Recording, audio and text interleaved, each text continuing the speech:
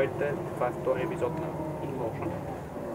Днес пътуваме в автобус 3 до село Долни Пасарел. Подминахме метро, сега сме има автокъщи. Отляво идете под дясно автокъщи и продължаваме към изхода на София.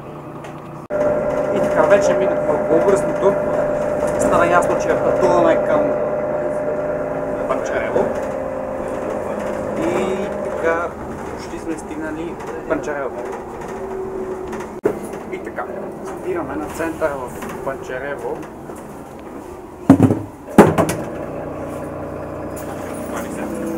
Център не знам колко, пепсито ми падна за втори или трети път. В момента тръгваме в Панчарево.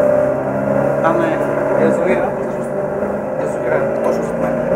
Едва ли ще се видим. Там зад гората. Да, зад гората има язовир. Едва ли някой. Чакай! Не, това е спирката, но горе-долу, надявам се да се вижда. Както и да е. И сега излизаме от Панчарево. И така, вече подминаваме Кладенското ханче. За съжаление няма как да го снимаме. Излизаме, който е много интересен, много живописен. Също така има голям трафик и излизаме от Окаляне бързо. Табелата, това беше табелата, че излизаме от Окаляне.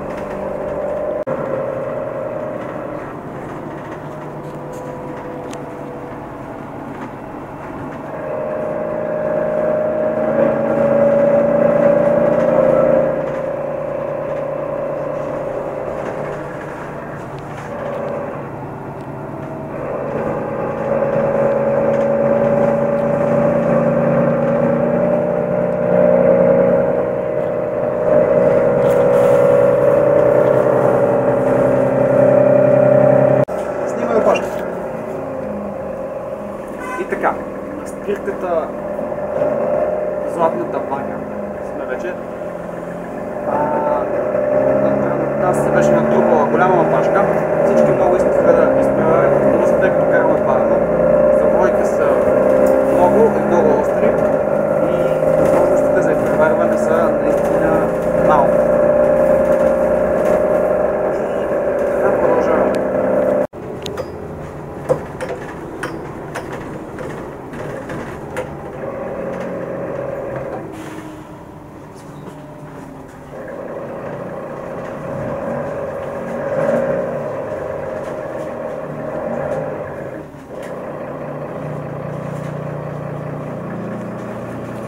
Вече стигнахме Пасарел. Сериозно! И така, вече стигнахме Пасарел. Доста по-бързо, отколкото очаквахме, но все пак сме тук. Тръгваме наобратно. Сега зад нас, зад оператора Ванката, е автобуса. А тук един паметник на капитан Димитър Списаревски. А това тук е общината, казаха местните. Нека да кажем няколко думи за капитан Димитър Списаревски.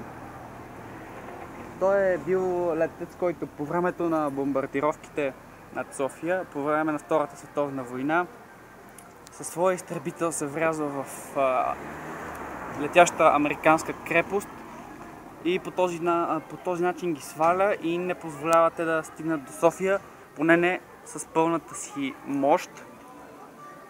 Героичният му подвиг никога няма да бъде забравен. И това е края на нашето пътуване. Ако клипа ви е харесало, може да дадете палец нагоре или да се абонирате. Това ще е голяма подкрепа за нас. Благодарим ви, че гледахте и до скоро!